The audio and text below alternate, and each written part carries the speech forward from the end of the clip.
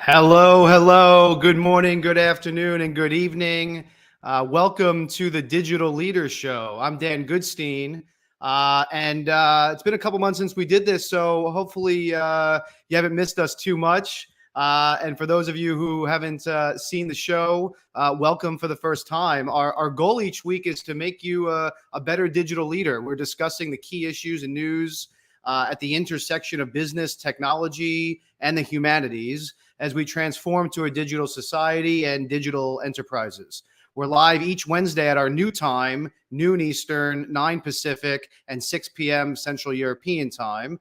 And we're on YouTube, LinkedIn, Twitter, and the recording will be available on major podcast platforms next week. I head up the Digital Enterprise Institute and the Institute for RPA and AI. As always, my co-host is Carlos Alvarenga. He's a researcher, a recognized author, and educator at the Robert H. School of Business at the University of Maryland. He's a former advisor and a former head of membership at World 50. Carlos, good to be with you again.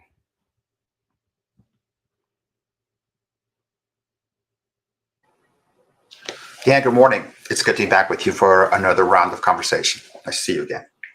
Yeah, it's great to see you. And, before we jump into the content, we've made an announcement today, and we have to add something to your bio and background. Yes? Absolutely. It's my pleasure to join DEI as Chief Research Officer and to help spearhead really the relaunch of the Institute with a lot of new ideas. The most important one being that we will be launching next month our new digital journal of journals, DEI Monthly, which is a meta journal. It will be a new kind of publication that will synthesize and bring to executives what we believe to be the best peer-reviewed business research from around the world. And we look forward to starting that next month. And in the meantime, we'll be launching the DEI Weekly, which is a weekly newsletter that will go out to all of our members in DEI and in ARPA. And that will highlight the best research and thinking and thought leadership that we see every week for all of our members. So we're looking forward to that as well. Yeah, I'm super psyched, super psyched. I've wanted to launch this for a while now, as you know, and, things just kept getting in the way, including, global pandemic and all. But my goal has always been to, be an aggregator of some of the best industry thought leadership and research instead of relying on just one expert or analyst's opinion or a platform that's kind of biased by pay-to-play business models and things. And so, really wanted to leverage this global network that we have.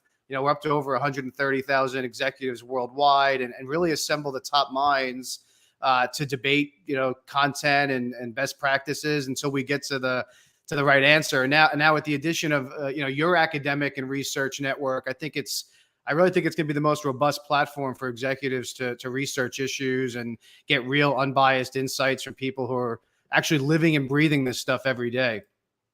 And then I think that the one key thing for me is that there's so much great research that gets produced at the world's best research centers. We're talking about Harvard Business School, Wharton, Kellogg, Ross, Oxford, and unfortunately today, because of the model that exists, most of it doesn't reach the executive inbox. And so really I think our project is really about one thing, which is collecting the best ideas and the best thinking and making that accessible and digestible to the leaders, digital leaders at the forefront of transformation of the world today. So we look forward to starting that next month.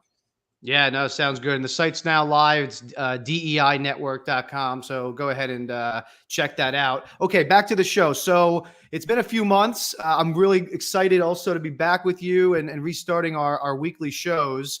Lots to talk about. But this week we're going to focus on influencers, incredible sources of information, and how do you market to millennials?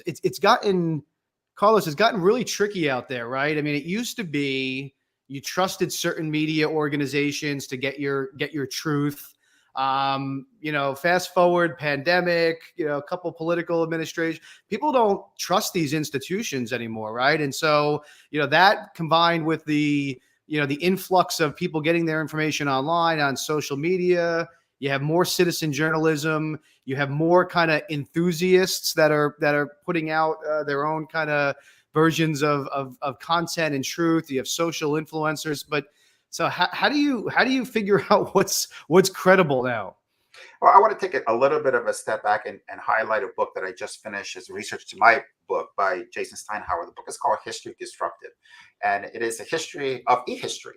So Jason sets out to look at how did the community of people online who write and think and post about history. How did that come about? Where did it come from? And he goes back to tell the story of the origin of Wikipedia. And he mentions that there were originally two versions of Wikipedia. There was Wikipedia and there was Newpedia. Wikipedia, as we now know, anyone can go on, right, and contribute content. Newpedia was run by experts, historians and professors, and what we would have called the traditional information base of history. That didn't last very long. It was gone after about 6 months. Wikipedia, of course, went on to become one of the top 4 or 5 most visited sites in the world.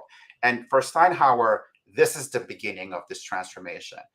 And he tells us a remarkable story with the historian Tim Messer-Cruz, who is an expert on something that occurred called the Haymarket Right, which is a labor right in 1886. There were errors in the Wikipedia entry, and he contacted him and said, I'm writing a new book about this event. I have all the facts, and here is what really happened in one part of the story. Wikipedia's response is amazing. They said, we don't really care. Wikipedia is not about what's true. It's about what most people think is true. And to Steinhauer, this is a remarkable statement, because I think that's the world we are in today. What we read on Wikipedia or in any other settings is not the truth. It's what most people believe to be the truth, which then leads us to a world that we live in today where, I think you mentioned it, enthusiasm, because you post 15 times a day on topic X, brings you to the top of the influencer or believability charts, right? You may not know anything about this, but because you talk about it all the time, little by little, we start to think, well, okay, Dan posts about beekeeping 10 times a day. Boy, he must know a lot about beekeeping. And pretty soon you're on CNN, and this is the world's top authority, on beekeeping. Yeah. And it's scary, right? I mean, listen, we sit at the center of a big network, and this research, project that we were just talking about is very much based on, aggregating a lot of opinions. But at some point, somebody has to kind of credentialize the source, right? Or at least that's the way it used to be. I remember being in the media business, and there was this debate many years ago about who would credential the bloggers and the citizen journalists and things. Now you fast forward to now, I mean, it's it's at a point where anybody with with a following becomes an expert. I think we talked last week a little bit about in one of our conversations, Carlos, just about the business model changing to a point where, the more controversial you are and the more polarizing you are, often the more traffic you get, right? And so you have a slightly, I think, at odds business model issue that's driving a lot of this polarization that's happening. And just two additional points that he mentions. One is there's a very interesting analysis of Twitter. And he goes back to the beginning of Twitter. And Twitter was a platform that's always grown through conflict. From the early days, what started out as a status update, right? I'm having dinner. I'm on my way to the airport. Because there were so many journalists on Twitter, and journalists love a good fight, journalists began to promote arguments. And so Twitter has, over time, evolved into the algorithms that run it are really driven by conflict.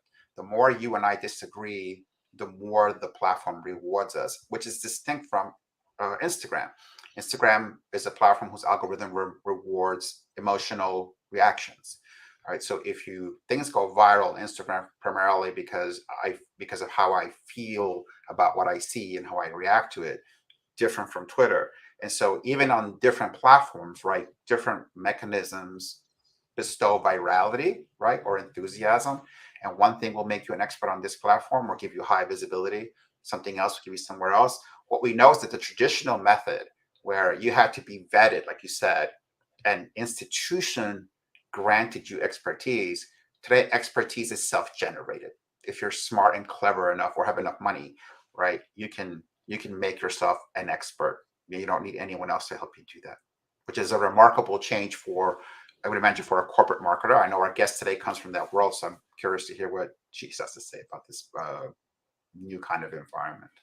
Yeah, absolutely. So, as you mentioned, our guest today is Krista Sande-Kerback. She's a strategic advisor and marketing leader, currently working as the senior product marketing manager at IBM. Krista, welcome. Such a pleasure to have you. Before we jump in, go ahead and introduce yourself to the people. Hi, everybody. It's great to be here today. I'm a senior product marketing manager for IBM within our automation portfolio, and I specifically focus on robotic process automation, or RPA. So I lead IBM's efforts in support of IBM's acquisition of Brazilian RPA provider WDG Automation, and I own our RPA message globally. So on a day-to-day basis, I do everything from leading external positioning of our product offerings, point of view, messaging, inbound and outbound marketing activities, engaging with clients, and working closely with our product management and sales team to design marketing plans and programs, and working with communities like URPA AI. Oh, great. Thanks for being here. And, as Carlos alluded to, right? I mean, this stuff is confusing as a consumer, but, from a corporate marketing standpoint, I mean, you do this every day. IBM's a big brand. It's a global brand. There's a lot of emerging technology. I'm sure occasionally some controversy there. So, really interested in your perspective. So Carlos, you're doing some research on influence right now. Maybe start us off. What can we glean from Krista here? Yeah, Krista, I've been interviewing millennials for my book, and it was fascinating to see them, how they segment and think about different platforms. And what struck me the most was how consistently YouTube was rated the #1 educational platform for them. So we know that influence is always shifting, right, on social media and on the internet. How do you see that evolving as the millennials sort of give way to Gen Z? As you guys look at the present and the immediate future, how does influence shift, and how is it shifting? This is a great question. So I'll talk about influencers generally, and then Gen Y versus Gen Z. So the world of influencers is obviously vast. You can't boil the ocean. I'm not going to try. And what works in one industry may not work in another. So the way I think about it in marketing is that we have to start with our target audience, our existing and our potential audience. And there's an important discipline to this that involves primary and secondary research. And it's also not one and done. So when I started my current role almost 2 years ago, we created messaging and a lot of new content. But now we're refreshing the messaging to reflect the direction we're heading in, the market is heading in, where we're heading as an organization, and more, including what we've learned from the market.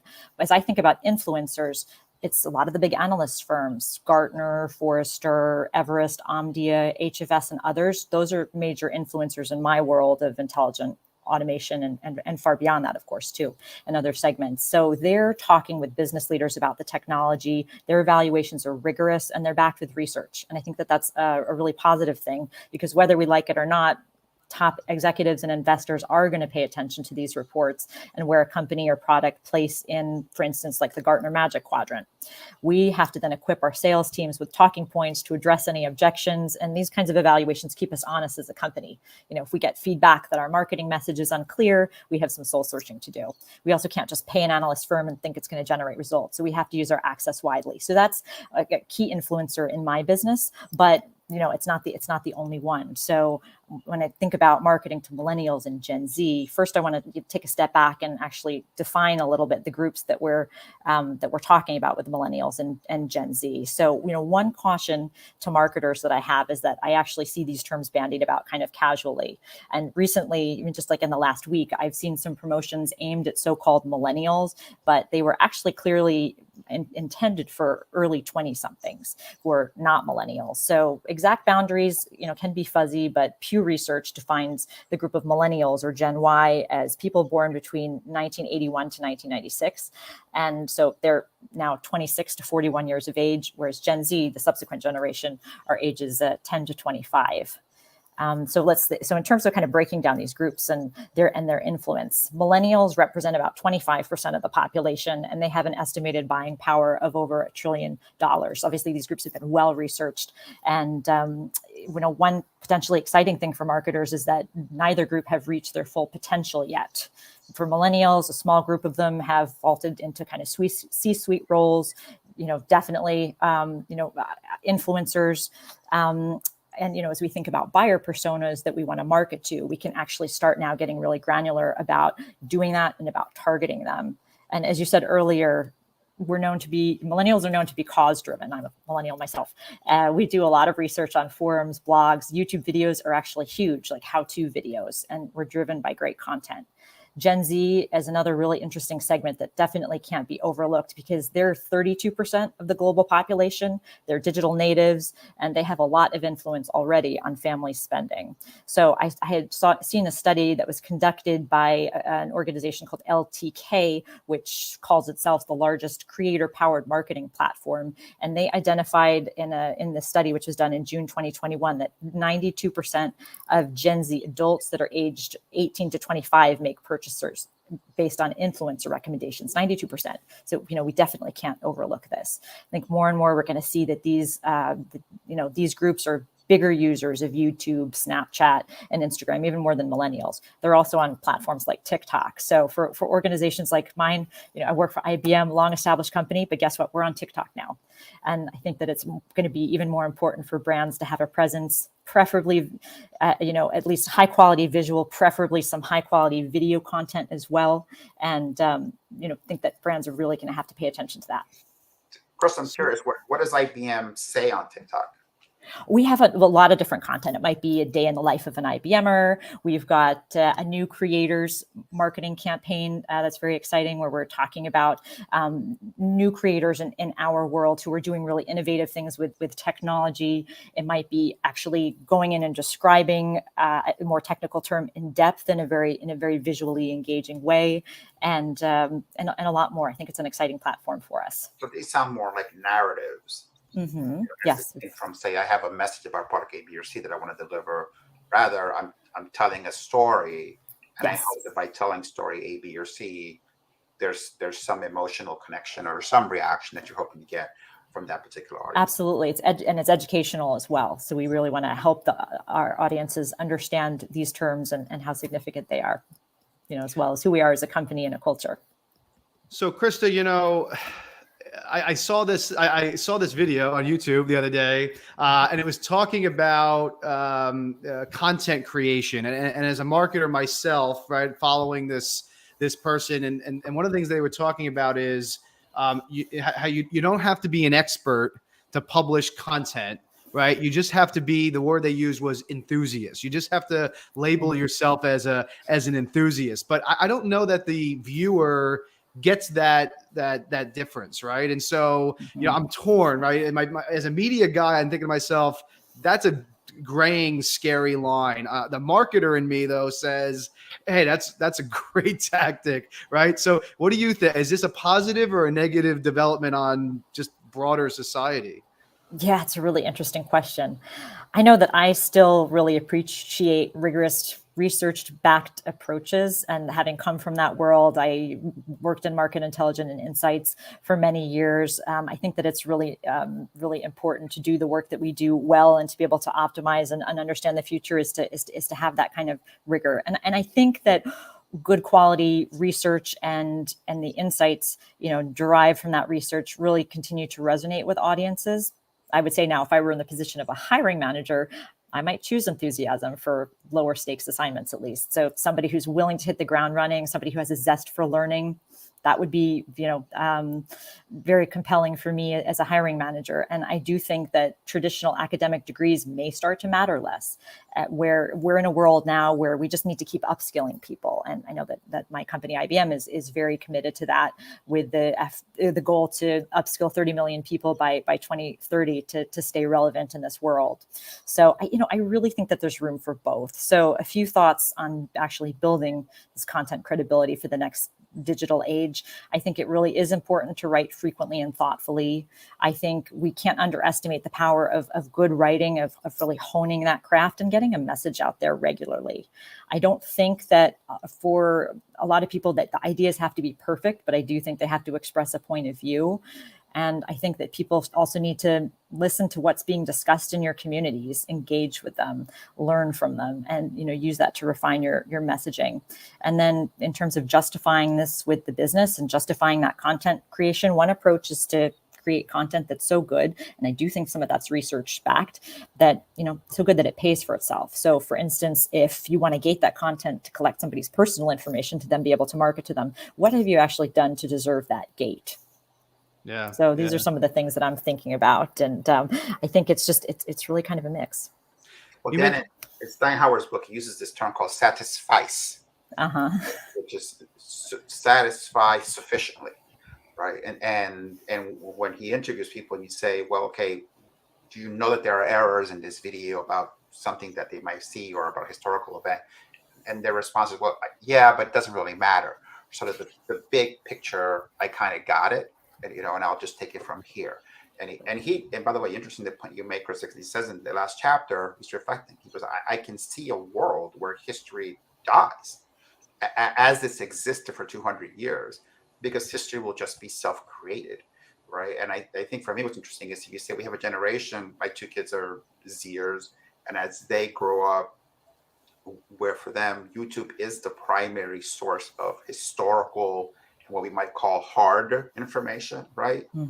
What happens when they become managers and sooner or later CEOs, right?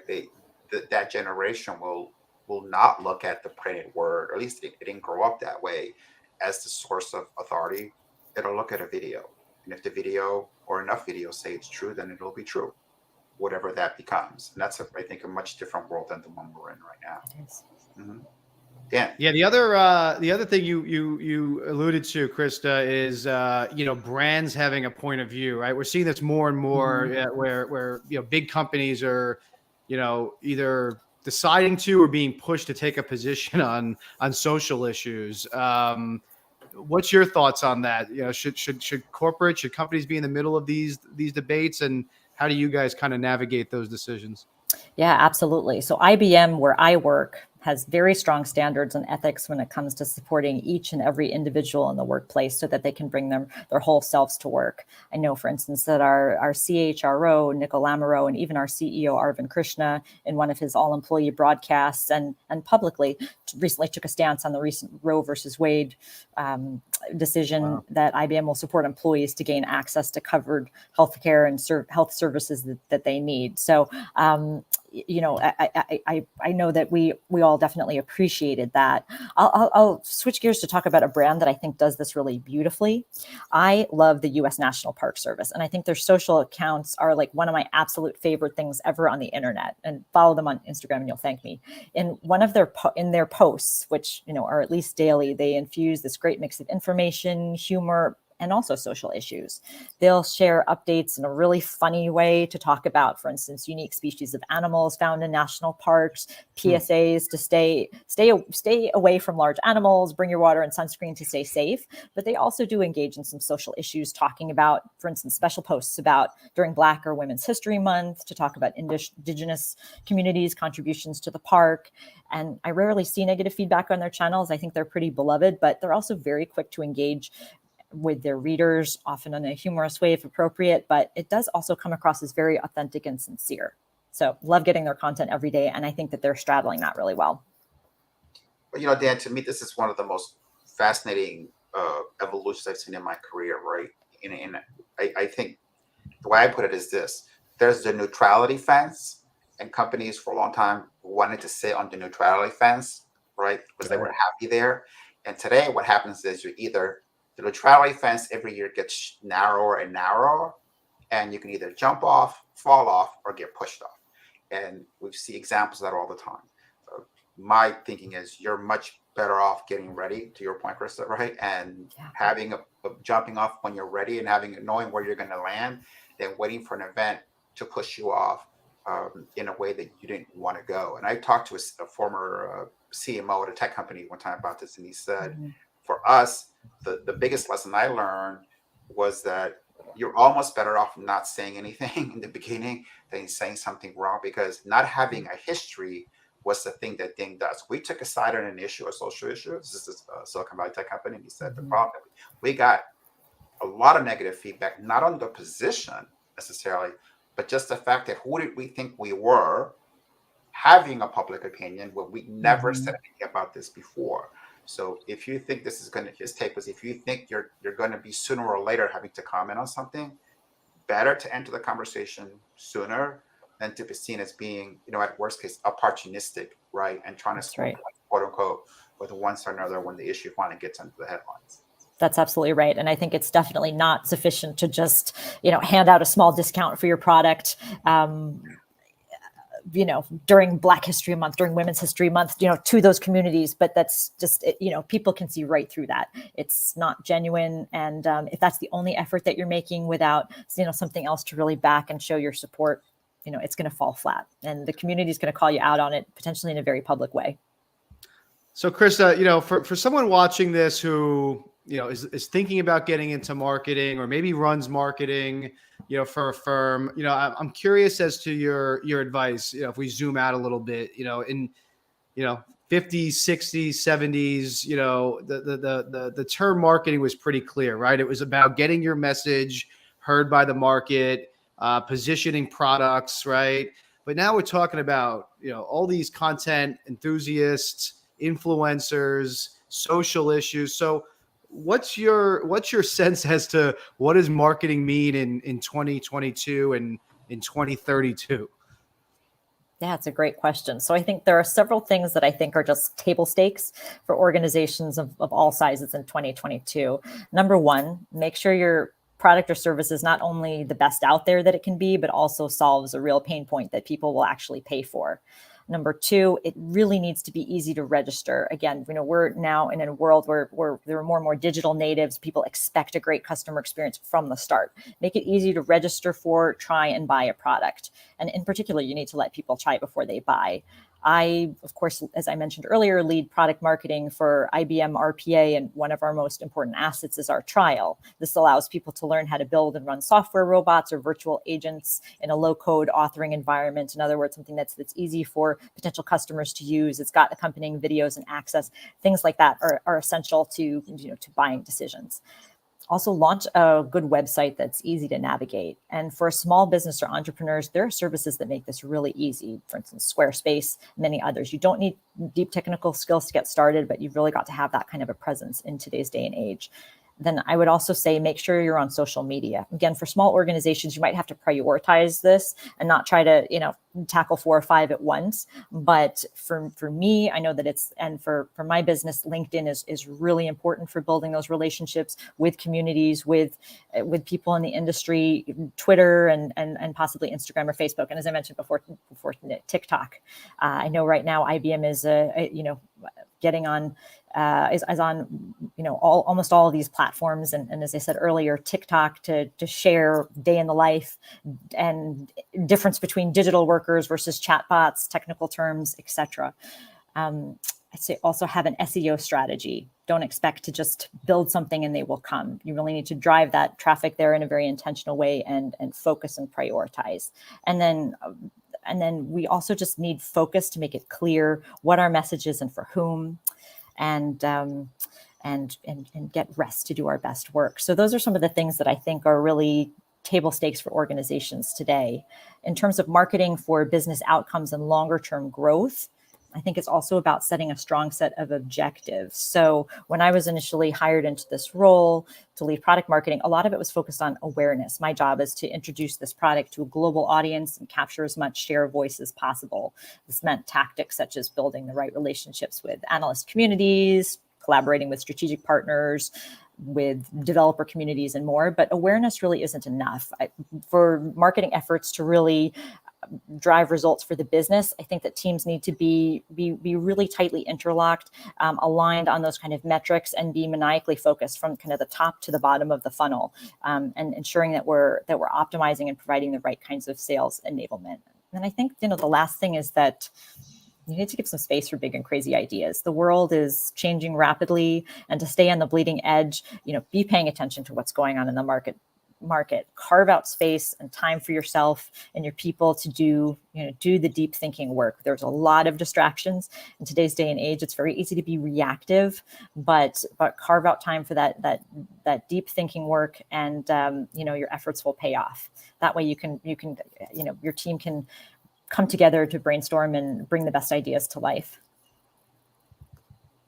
I want to go back, Krista, and ask you maybe not comment about IBM, but just again thinking generally, right? Back to that question of the company as social agent, right? Way back, the company was a piece of paper, right? In its first iteration, it was a contract. Go back to the 1600s. That's what it was. We signed a piece of paper. A company existed in somebody's drawer. Today, we look at companies that seem to be nice. We think they have a personality. I like this brand. I don't like this other brand. They have voices. As a marketer, speaking generally, not about IBM, but just about that phenomenon, there are still people who think it's crazy that we look at companies, expect them to have personalities or think of them as people. But the world seems to be headed in that direction. Just personally, do you think that's the right direction? Do you think it's fair to say, oh, I expect IBM, or not IBM, but a big company to be quote unquote nice, and I like them? Should we even be thinking in those terms? I think that we should. And when I think about the brands that I love, other tech companies that I love, for instance, like Airbnb. That's I've used a lot of Airbnb services around the world. Of course, I want that brand to be nice. I want them to be exciting, and to get me on the spirit of adventure that kind of travel and staying in people's homes provides. I think we also expect brands to be, now they can be provocative, and certain brands can get away from that, but it's got to be genuine. And I think that people are very much looking for brands to have personalities. I think if it's boring and not expressing a point of view, I just don't think you're going to, stay relevant in this environment that we have going forward. So I think that it's appropriate. I think that think that it's hopefully a fun challenge for marketers in this world to figure out how do we do something that's authentic and compelling, and kind of help us share our story, but also in a way that directly tackles the thoughts and needs of our communities around us. I would take it one step further, even, Carlos. I think that the brand identity, the culture of a company, is more and more becoming its differentiator. I mean, you look at retailers, you look at even certain tech companies to an extent. At some point, the products, where you get your goods, whether it's Amazon or something, the goods become table stakes, right? The products become more and more commoditized. I think that people will increasingly choose the brands based on how they make them feel, and what their cultural affinities are, what their social prerogatives and priorities are. So I actually think it's a great time for marketing in that sense, to say, we are going to take a stance. We are going to personify this brand and try to position it in such a way where people want to do business with us, even if the products they're getting are similar, or even if the price is a little bit more expensive. They're willing to support that brand, that culture. They feel it's part of their tribe. But I think there's a paradox to that, Dan. I'm going to throw the liberal arts, corner now and say it's a paradoxical to me that when I do these interviews and I get, and the word authenticity comes up over and over again, and I go, okay, it's authentic, but that company has 200 people working in marketing, right, or more, 24 hours a day, analytics, algorithms, every supercomputer on the planet to put a message which is quote unquote authentic. So can it really be authentic if it's the product of a finely honed, highly paid, exceptionally skilled marketing team? And in fact, this weekend I saw a movie. It's the one with Javier Bardem, The Good Boss, right? In the movie, he's the boss. He's this boss of a scale company in Spain, and he wants the world to be this sort of perfect thing. And he tells his employees that you're my children, I'm like your father.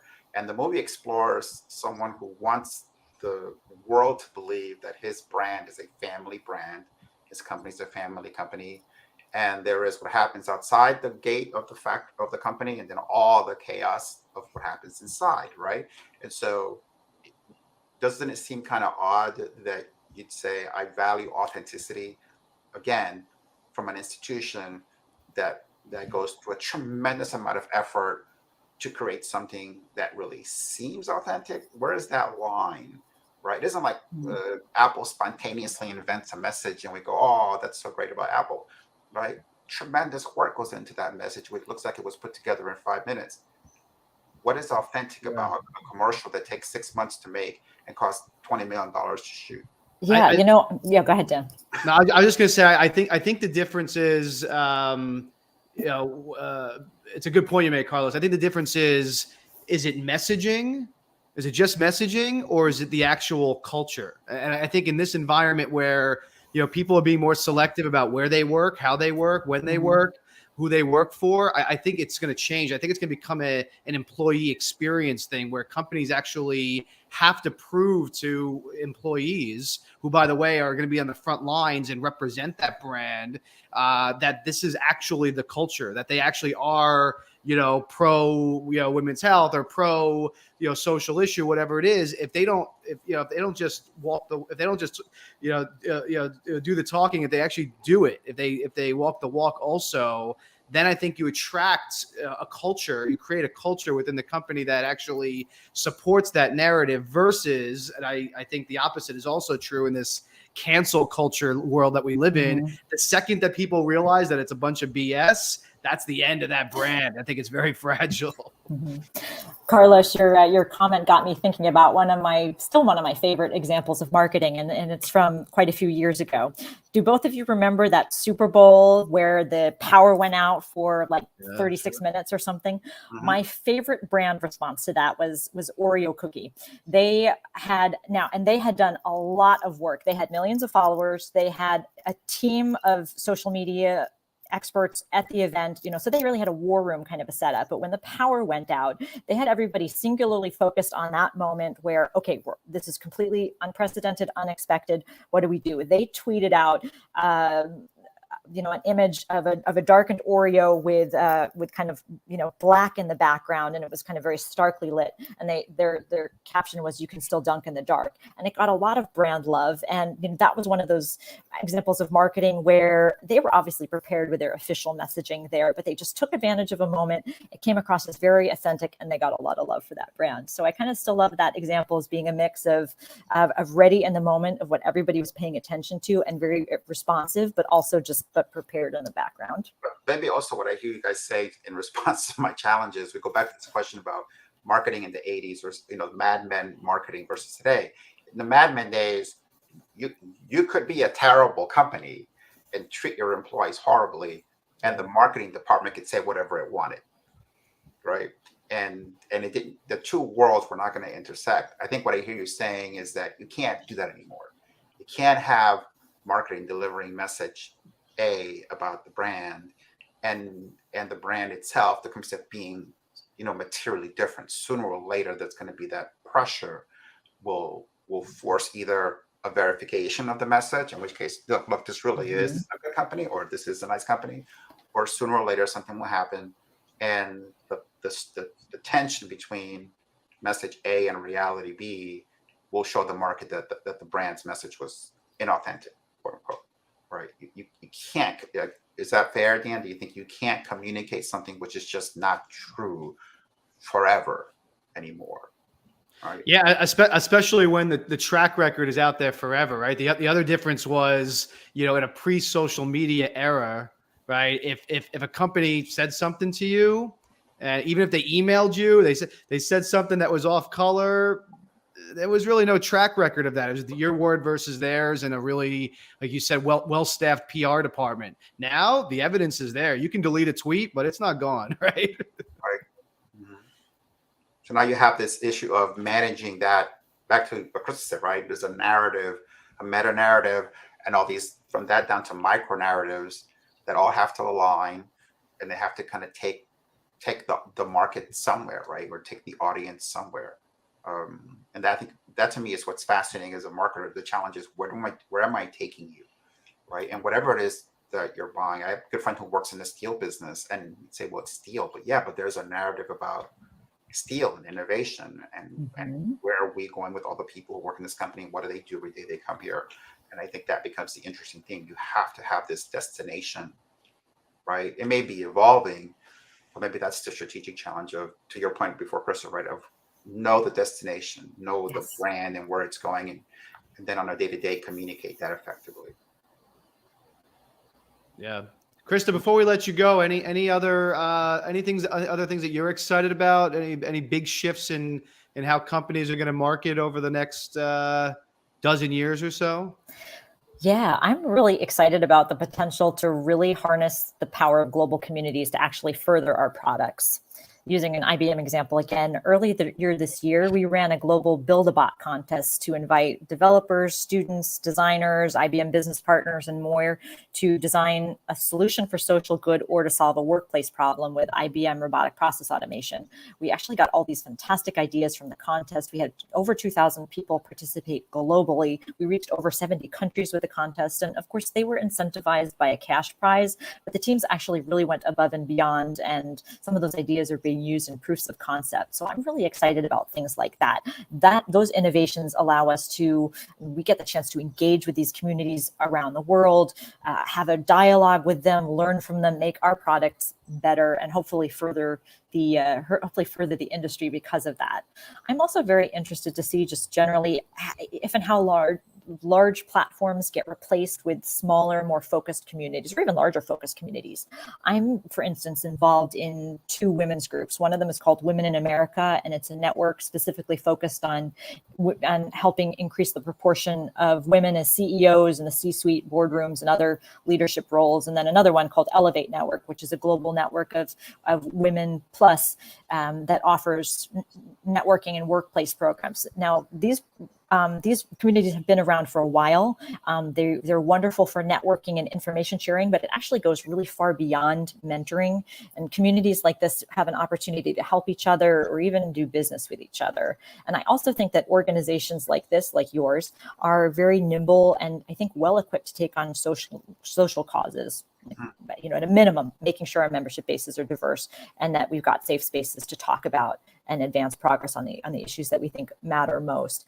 So I really think that as millennials and Gen Z communities continue to ascend, and as digital technology facilitates all sorts of different ways in which community members can connect, I'm really excited about the potential for these organizations to play an even more important role, both in society, but also to help inform and shape organizations' marketing strategies.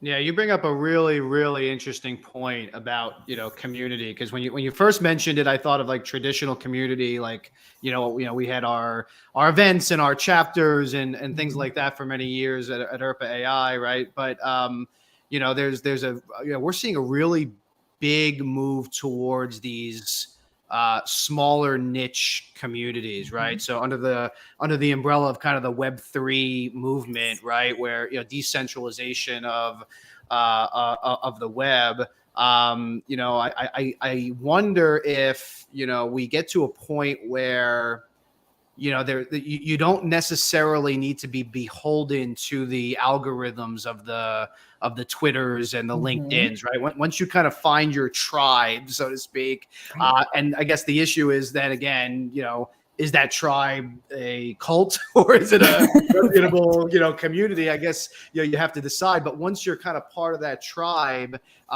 then you're using maybe a separate platform or mechanism to communicate versus these general centralized platforms, which purposely or inadvertently are, I think, creating polarization, right? So maybe we get there, but I don't know, Krista. I think that makes it harder for marketers. Just more platforms to monitor and places to be. So again, we have to just be very focused. We have to prioritize, and we have to look at the data and not be afraid to, change direction, if needed. Agile, right? Well, That's Krista, right. Thank you so much for being with us. Really appreciate it. We'll see you on the next one. Thank you. It's been an absolute pleasure. Thanks, and have a great day. Look forward to connecting with our audience more as well. Thanks, Krista. So, Carlos, we wrap up here. I don't know. I'm conflicted, man. That the media guy in me is saying bad. We have to figure out a way to credential people and just eliminate this gray area as it relates to what's fact and what's not fact. But the marketer in me sees a lot of opportunity to say, you don't necessarily need a PhD or some other letters after your name in order to be credible. And we're talking about a lot of the negatives, but there are people on our network who have literally been doing digital transformation or automation or some of these things for 10, 12 years. And, you know, there's people in our business that are experts, that are recognized experts, who've never managed an automation project or a digital transformation project. So is that bad? Well, I think we go back to one of the topics that we always go back to, which is higher ed, right? And what we're seeing is yet another, I'm not going to call it a failure, but I'll say a disconnect or a lack of evolution in higher ed. Because for 2,000 years, whatever, right?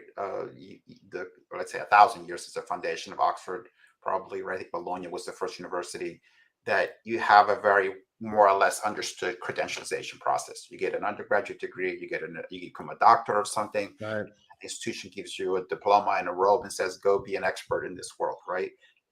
It's clear that in the world we live in today, that's not working. And so that there are other mechanisms to expertise. There are other mechanisms to credentialism. In fact, I was watching the Bill Maher show on Friday, and he talked about how higher ed is a scam. If I had been in the show, I would have said, well, hold on a second, right?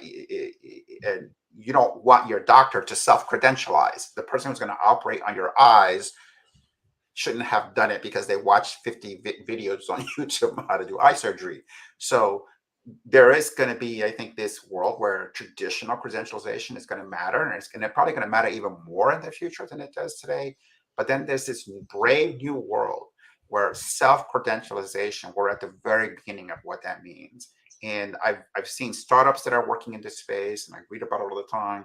The thing that has to happen is a mechanism where you can self-credentialize in a formal way, right? That you can take those 20 years of experience running different kinds of projects and have some entity, right, that isn't Wharton or that isn't Harvard, that isn't whoever, say, yes, your expertise, your value means something and has more, and it's authentic and it has market value.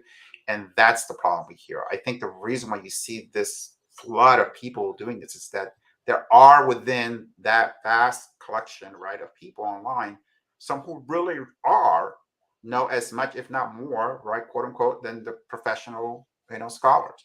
And then, but then there are people who are not, and the technology or society hasn't caught up yet with a way to allow an audience to distinguish it, which means that the task falls on us to develop those skills to sift through.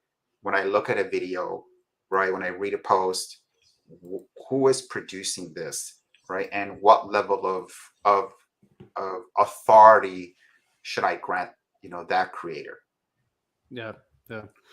Yeah, I think you're right. I think it's a disconnect, partially caused by a disconnect between the academic world and the business world. You're right. I mean, you take the medical field, not as much of a disconnect, right? I mean, you have teaching hospitals that are part of university systems, so it's a direct connection from, hey, this is what we're teaching you, to this is what's happening in the field, and there's some research, and it goes back into the education, right? That doesn't happen, I don't think, and anybody watching can tell me I'm wrong and reach out to us after. I don't think it happens in the business and technology world. I think the technology world has gotten to the point where they feel so disconnected that they're just out on their own, creating their own communities, creating their own institutions, their own education.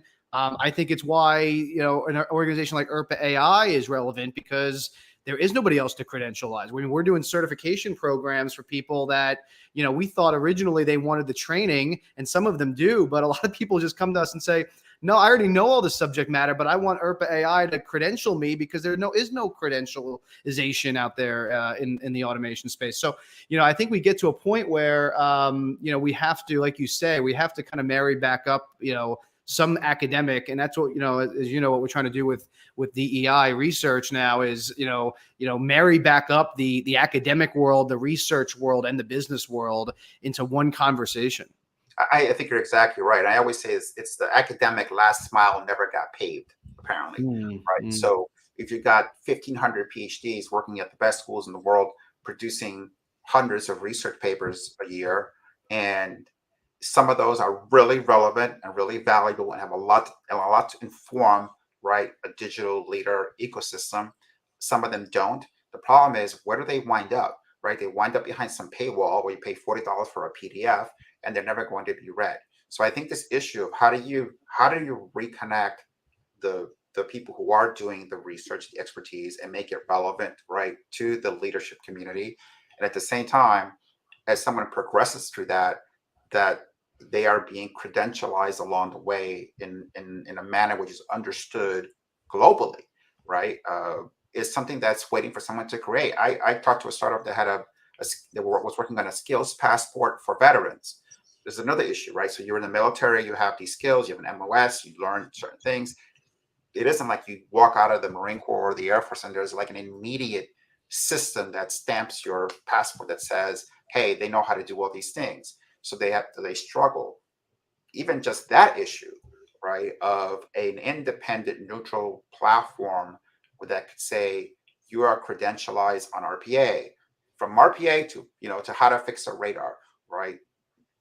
You shouldn't have to live in the world today where I have no easy way to tell the world this is what I know, and it's unfair, right? Because if you go to Harvard and get a bachelor's degree in whatever, that's a very easy way. We underappreciate the liquidity, right, of a college degree and a CV, how universal it is. The people who have spent 15, 20 years managing projects in SAP or Oracle or an RPA, they don't have that same benefit, right? They don't have that liquidity. And I think that's a shame. And I think there are entities that could step in and solve this problem that just haven't done it yet. Yep. To be seen, right? But that leads us to the issue of the conversation. Yep. Exciting stuff. Well, listen, it's going to be fun. We're here with you. So if you're watching and struggling or not sure how this thing plays out, stick with us. We'll do our best to help you navigate this. So thanks, Carlos. Great to be with you again. Thanks, Krista, for joining us, and to everyone joining. Again, you can check us out each week on Wednesdays, noon Eastern, 9 Pacific, 6 Central European time on LinkedIn, YouTube, or Twitter. You can also check us out on our new ERPA AI community platform. It's network.erpaai.com. And if you're interested in our new research site or you're looking for some custom insights, check out DEInetwork.com. Thanks, everybody, and see you next week. Thank you, Dan. I'll see you next week. Have a good day.